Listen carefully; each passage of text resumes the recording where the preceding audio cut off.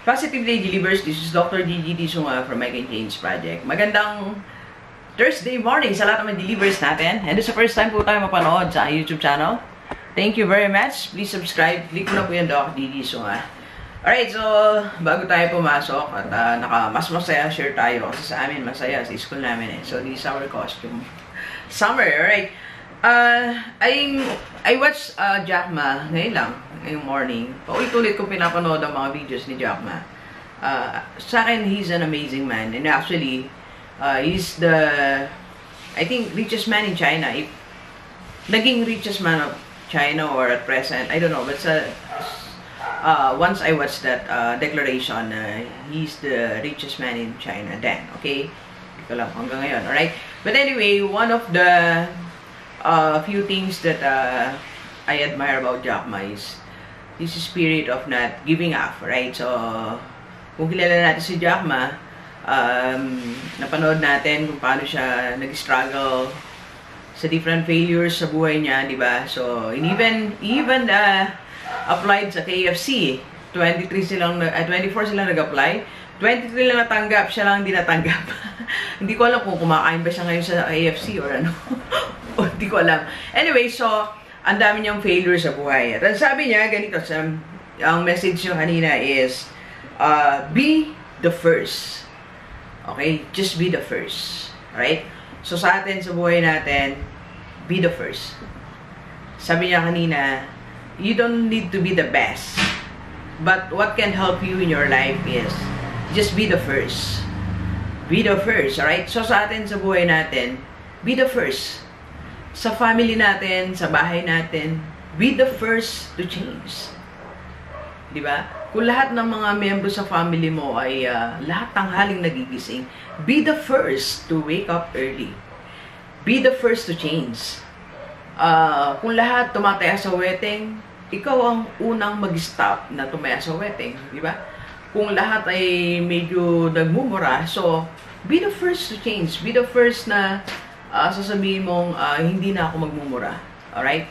So, kung ano man yung gusto mong baguhin, na sasabihin mo, oh, I wish ganito sa bahay namin. And be the first to do that. Be the first to wash the dishes. Be the first to clean the terrace, di ba? Be the first to organize the kitchen. Or just be the first in your family. Alright? Be the first na magbigay ng tamang pera sa family mo, di ba? Irene, be the first, di ba? Okay? What else? Sa office natin, be the first to accept the hardest assignment. Di ba? Minsan pagka naghanap ng, sino pupunta dito pinakamaaga? Wala nang mag-volunteer eh, di ba? Be the first, sabihin mo, I'll be the first. Ako po. Be the first to volunteer to the hardest assignment, to that task, to that activity na walang gustong kumuha. Be the first. Because you will discover later na yung tingin nila the hardest is sometimes the one that can give you the most or the biggest opportunity in your life. Siya yung makapagbabago sa buhay mo. Diba? Ulitin ko lang example ko. The hardest thing, one of the hardest things I did in our school is to become a speaker na hindi ko alam, na walang preparation. Kasi, umalis yung speaker namin, there was an emergency sa bahay nila.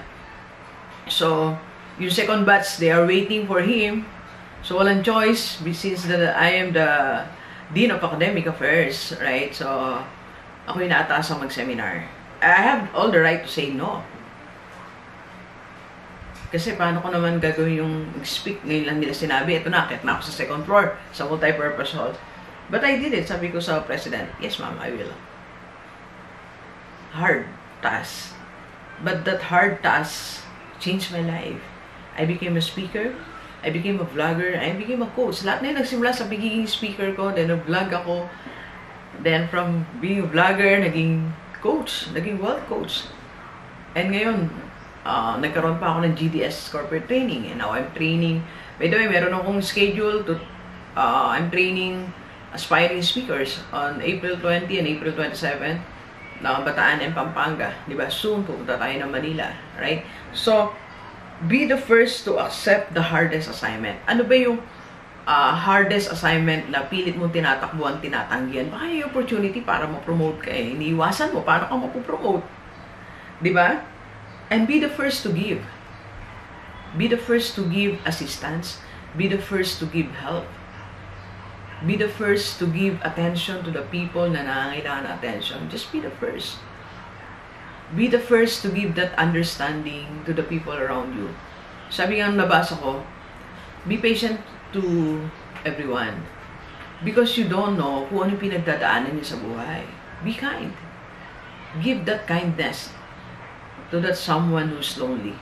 Give that smile. Give that care to someone na you just met, or nakita mo, or office mate, or friend, or family member, eh, hindi mo alam pala kung gaano kabigat ang pinagdadaanan, di ba? I remember I have one student, he's so lonely. Napapansin ko siya lagi. So, one time kinausap ko siya, what's wrong? Alam mo, sobrang bigat ng pinagdadaanan niya that I never realized na may ganun situation. So, I will not tell that situation anymore. Hindi ko alam na nangyayari pala siya sa isang family. You see, kung doon ko na-realize, this young student, ang bigat ng pinagdadaanan. And ako as a dean, what if I did not ask him? What if I did not give him my little attention, my time, my 5 minutes? Wala, di ba? So give time, give attention to someone. Be the first. Be the first to ask question to your client na nandun. Be the first to smile. Be the first to say hi to someone who's waiting there. Diba? Just be the first. Be the first to volunteer.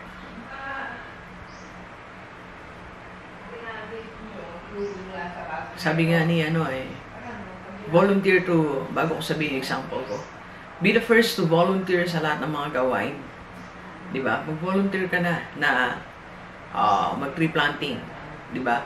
Huwag ko na sabihin pala example natin. Be the first to volunteer. Be the first to say, kami na po, di ba? Sa company, kami na po. Sa department, kami na po. Di ba? Sa family mo. Ako na, sige, ako na yung bibili nito. Di ba? Ako na yung, ako na yung punta sa hospital. Ako na yung magbabantay sa kapatid ko. Volunteer. Be the first to volunteer.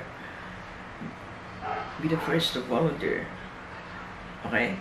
Be the first to have or to launch business in your family. Sa family mo, kung wala pa nagbi-business, be the first.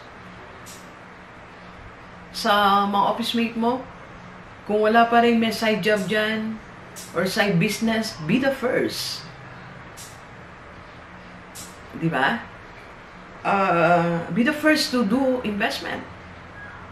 Nung nagsimula akong mag-invest, alam niyo, nakatuwa sa mga office mate natin. Isa-isa lumalapit sa akin, Doc, saan ako mag-invest? Doc, ano gagawin ko? May extra akong pera.